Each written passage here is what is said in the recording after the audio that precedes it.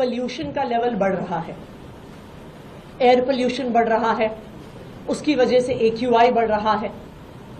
ना सिर्फ air pollution, Yamuna में भी प्रदूषण पिछले कुछ दिनों से बढ़ता हुआ सबको नजर आ रहा है।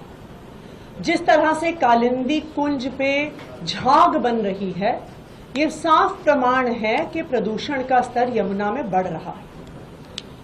आज दिल्ली वाले ये जानना चाहते हैं कि आखिरकार दिल्ली में हवा में, पानी में प्रदूषण बढ़ने का असली कारण क्या है। आज मैं सभी दिल्ली वालों को बताना चाहूंगी कि दिल्ली की हवा में प्रदूषण बढ़ने का, दिल्ली के पानी में प्रदूषण बढ़ने का असली कारण है भारतीय जनता पार्टी की गंदी राजनीति।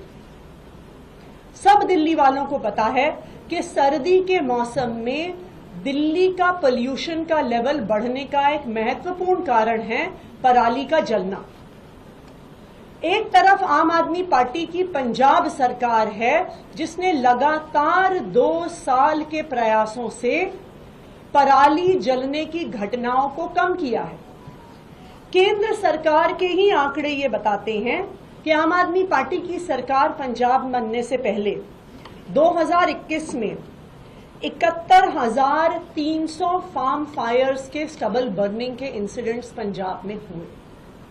लेकिन आम आदमी पार्टी की पंजाब सरकार के प्रयास से वो 50% रिड्यूस हो गए 2023 तक, जब लास्ट ईयर मात्र 36,600 फार्म फायर्स यानी स्टबल बर्निंग, पराली जलना आधा हो गया आम आदमी पार्टी की सरकार बनने के बाद। आप इस साल के भी आंकड़े उठा के देखिए। हर रोज केंद्र सरकार का institute of agricultural research IARI Pusa stubble burning के आंकड़े जारी करता है। अगर आप उन आंकड़ों को देखने जाएंगे तो 1 अक्टूबर और 15 अक्टूबर के बीच में पंजाब में 2023 में 1105 फार्म फायर्स हुई थी। वो इस साल घट के सिर्फ 811 रह गई हैं, यानी 27% रिडक्शन। दूसरी तरफ अगर आप हरियाणा और यूपी, जहां पे भारतीय जनता पार्टी की सरकारें हैं, उनके आंकड़े देखने जाएंगे तो दिखता है हरियाणा में जहां पे पिछले साल 1 और 15 अक्टूबर के बीच में 341 फार्म फायर्स हुई थी, वो 23% बढ़कर 417 पहुंच गई हैं। यूपी में जहां पे पिछले साल 244 फार्म फायर्स हुई थी, वो 70% बढ़ के 417 पर पहुंच गई हैं।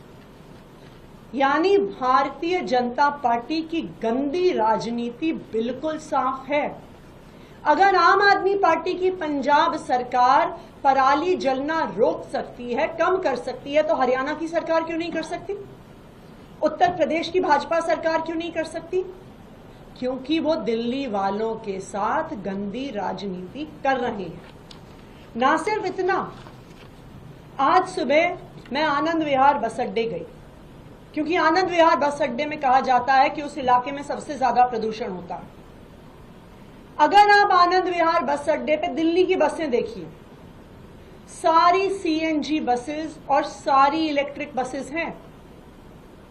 दिल्ली में आज एक भी डीजल बस नहीं है। 2000 से ज्यादा इलेक्ट्रिक बसेस की फ्लीट अब दिल्ली में आ गई है।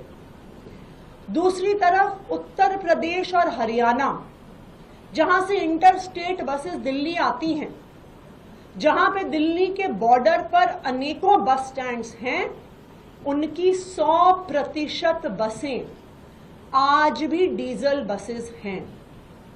आनंद विहार के इलाके में प्रदूषण बढ़ने का एक महत्वपूर्ण कारण है सड़क पार करके जो कौशाम्बी बस स्टेशन है, जहां पे यूपी की हजारों डीजल बसेस आती हैं। जिस तरह आम आदमी पार्टी की सरकार ने अरविंद केजरीवाल जी के नेतृत्व में दिल्ली में इलेक्ट्रिक बसेस की एक फ्लीट खड़ी कर दी, जहां आज दिल्ली में CNG बसेस की लाइन लगी हुई है, हरियाणा की सरकार क्यों नहीं कर सकती थी? यूपी की सरकार क्यों नहीं कर सकती थी? क्योंकि वो दिल्ली वालों के साथ गंदी राजनीति करना चाहते। तीसरी बात, ईंट के भट्टे। ईंट के भट्टे लगातार प्रदूषण का स्तर बढ़ा रहे हैं। दिल्ली के अंदर एक भी ईंट का भट्टा आपको नहीं मिलेगा, लेकिन एनसीआर के एरिया में अगर आप जाइएगा तो हरियाणा में, यूपी में 3800 ईंट के भट्टे हैं, जिनसे लगातार दिल्ली का और आसपास के इलाकों का प्रदूषण बढ़ रहा है। जो ईंट के भट्टों से पोल्यूशन आता है वो यूं थोड़ी देखता है कि जी अब दिल्ली का बॉर्डर आ गया, अब यहां पे प्रदूषण रुक जाएगा। लेकिन भारतीय जनता पार्टी की हरियाणा सरकार ने, यूपी सरकार ने कोई कदम नहीं उठाए इन ईंट के भट्टों का प्रदूषण रोकने के लिए। चौथा, thermal power plants. Arvind Kejriwal ji के नेतृत्व में दिल्ली में प्रदूषण कम करने के लिए सारे थर्मल पावर प्लांट्स बंद कर दिए गए, लेकिन यूपी में और हरियाणा में भारतीय जनता पार्टी गंदी राजनीति करने के लिए एनसीआर के इलाके में 9 highly polluting thermal power plants चलाती। क्यों? क्योंकि वो दिल्ली के लोगों को परेशान करना चाहते हैं।